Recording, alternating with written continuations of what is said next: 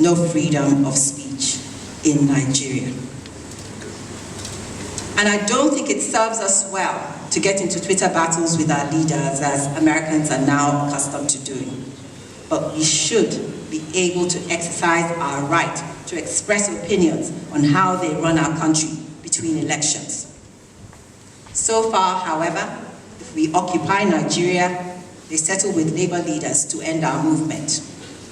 If we ask to break away from the country, they drive us into exile. If we make negative comments about them online, they can arrest and imprison us. If we call for protests against them, their state security service can invite us for questioning, detain us, and charge us with treason, especially when we use the word revolution.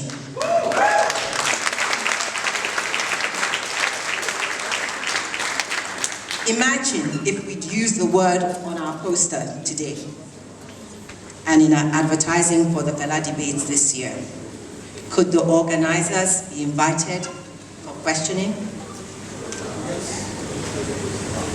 Notice I said their state security, not ours, because we know who state security services. It's the same with our other security forces. They rarely go after people in power. Well, maybe one or two, like Dasuki. Instead, they harass fake public enemies, gay Nigerians, young Nigerians, Nigerians with dreadlocks, Bob Risky, for heaven's sake.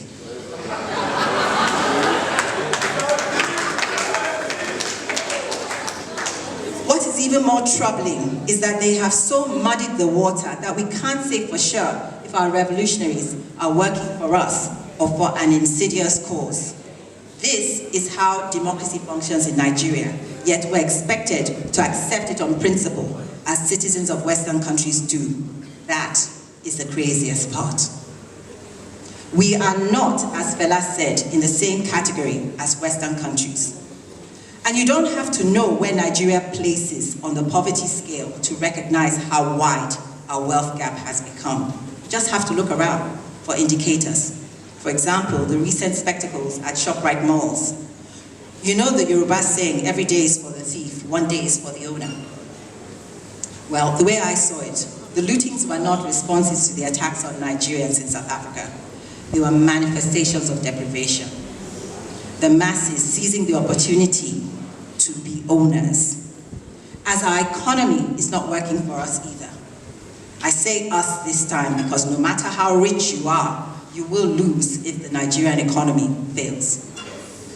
Now, I'm not asking for an original Nigerian economic school of thought, but one would suppose that in a country like ours, which has so many postgraduates in economics, our current administration would have long ago recruited economists who would produce a set of policies to manage our economy better.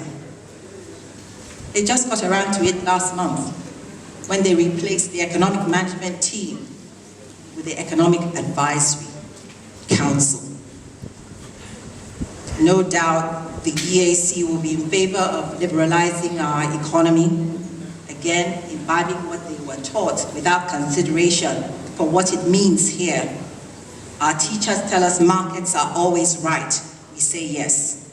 Our teachers oppose regulating markets. We say fine. Our teachers recommend privatizing the public sector. We say good idea. Let me tell you what freeing our economy means to most Nigerians, using a couple of our past and present experiences as examples. It means that when the Nigerian government floats the naira and leaves it up to the foreign exchange market to determine its value, it sinks. It means that we get phantom bills from our electricity distribution companies, yet we still have frequent power cuts, which sometimes last for days. The only water we can drink safely is water we buy, and we can't even trust that it's 100% clean. Imagine if our water supply was privatized with the same result. Our public education and health services have practically been abandoned. Imagine if all we had were private hospitals, schools, and universities, which didn't cater to the most vulnerable and disenfranchised Nigerians, poor children. Look, I don't know much about economic theory. I took classes in college and can barely remember what I was taught. But markets can't be right if they result in gross inequality. Deregulation will only lead to a new level of capitalism without accountability.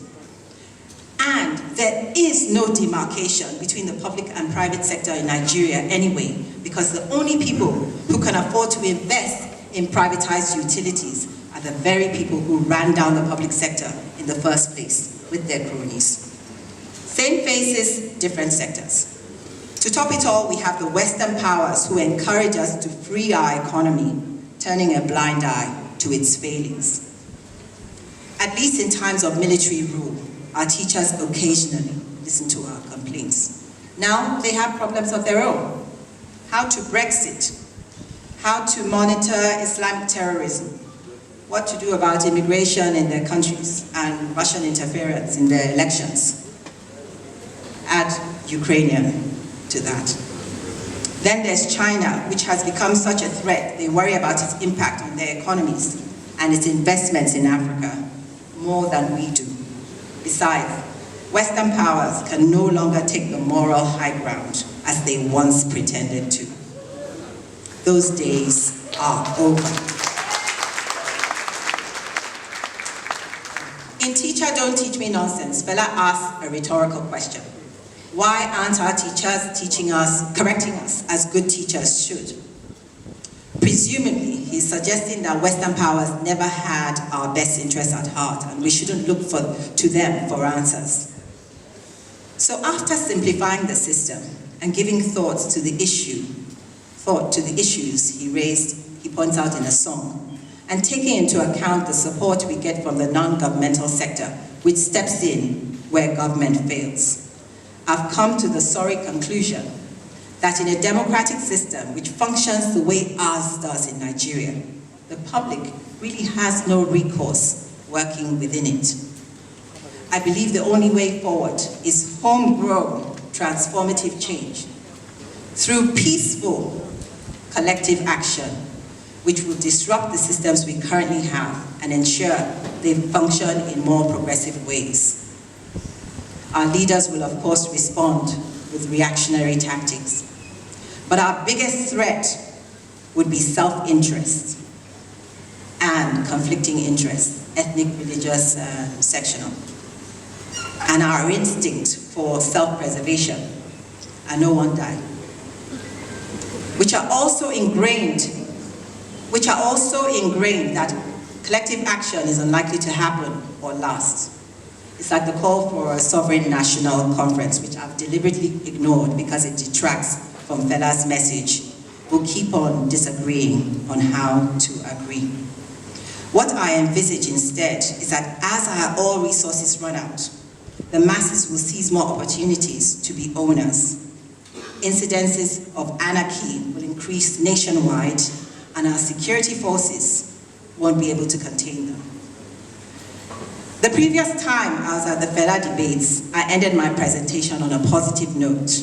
I quoted lyrics from a song he never released, Chop and Clean Mouth. It is a fine lesson on Nigeria's post-colonial history, in which he swears that our leaders will never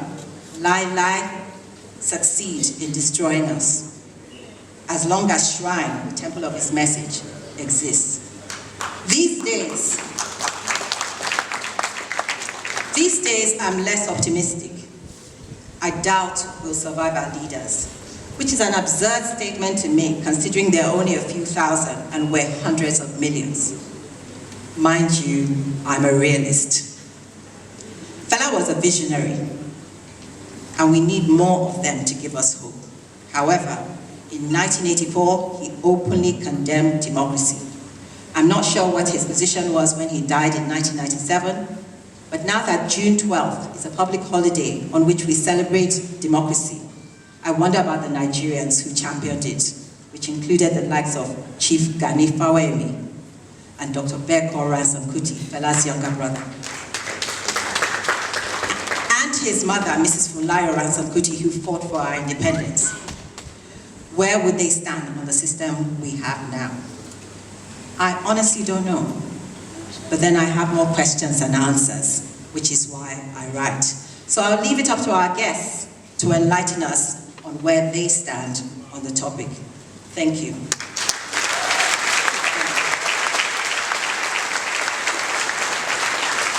Now, I should mention